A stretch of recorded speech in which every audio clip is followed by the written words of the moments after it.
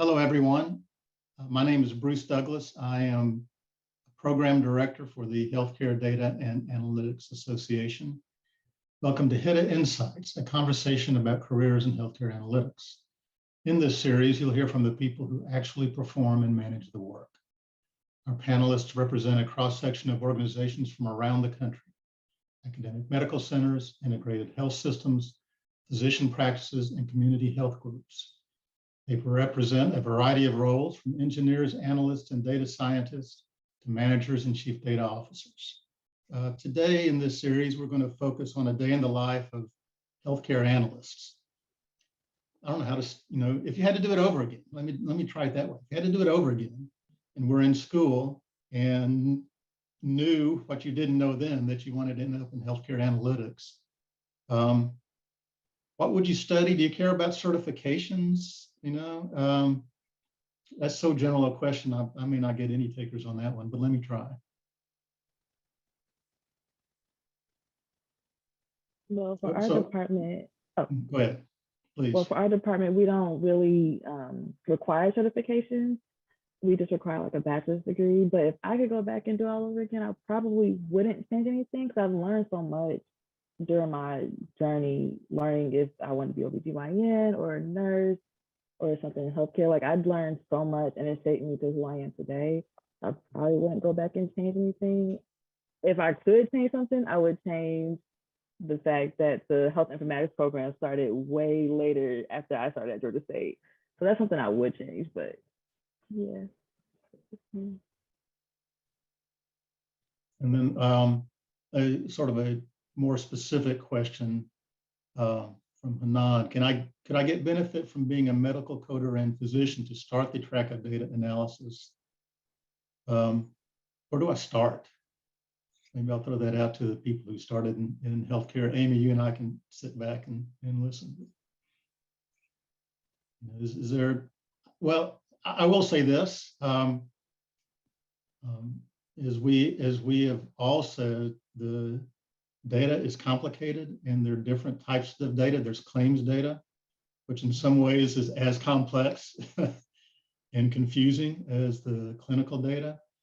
So really getting a grounding in the kinds of data that are stored in a medical record or in a claim system. If you're in the US, learning about DRGs and ICD-9 codes and CPT codes and that kind of stuff helps a lot. I used to tell people that when I started, I didn't know the difference between an ACE inhibitor and an ACE bandage. And so there's the clinical data, look at standards, LOINC codes, which are labs. I know I'm supposed to ask the questions and not answer them, but that's starting early to understand the types of data that you'll be dealing with, I think, is an important step one.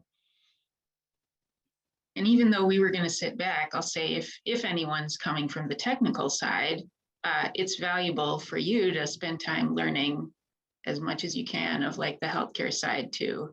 As Bruce kind of just said, it's not like just an abstract data set where you can crunch it down in a, obvious way and get something that makes sense out of it. There's a lot of complex meaning behind every field. And the more context I gain, the better I get at doing that type of work. We've had go ahead, Dan. I'll just second what Amy was saying.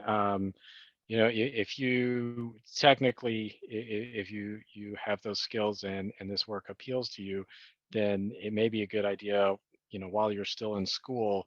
When I was in grad school, I volunteered in the post-anesthesia care unit at Barnes Jewish in St. Louis, and that gave me a lot of, active day-to-day exposure to how hospitals are operated, on the unit. And so that was very helpful. I did an internship as an insurance company, so I got to see the complete opposite side of things, the cold financial calculations, all that sort of stuff. So getting that exposure, I think it helps from a mission and purpose and fulfillment standpoint, and also just giving you context as to what do all these numbers mean I'm looking at. And for the question about, I'm a medical coder and a physician. I don't have any open positions, but if I did, I would hire somebody with that background in a second. The only advice I would say is make sure that this works not for everybody. So if you can do things like get some experience working with databases on your own, maybe there's a number of open source tools. You get MySQL or Postgres or even like SQL Express, something like that.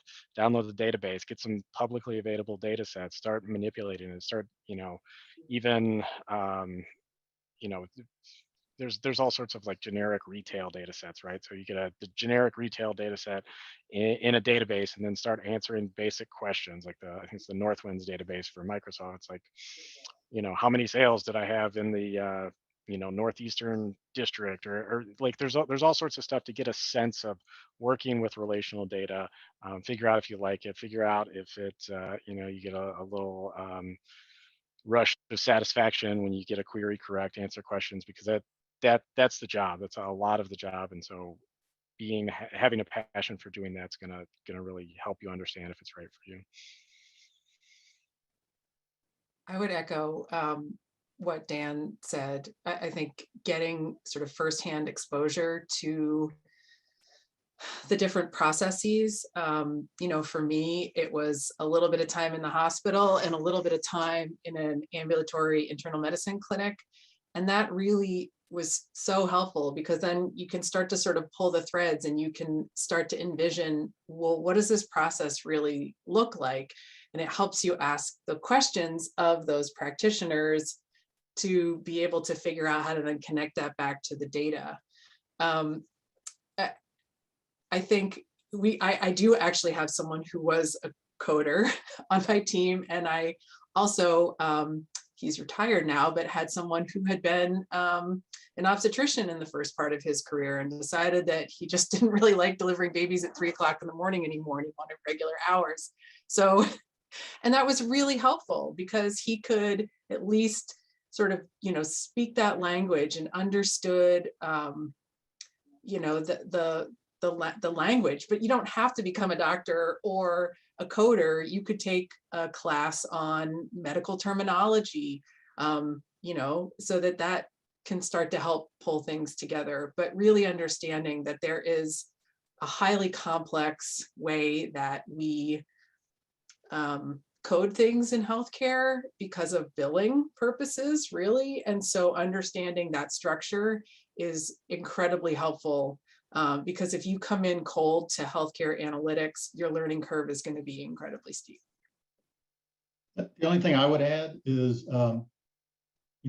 we are all consumers of the healthcare system, right? We're all patients, or our children are patients, or our parents are patients.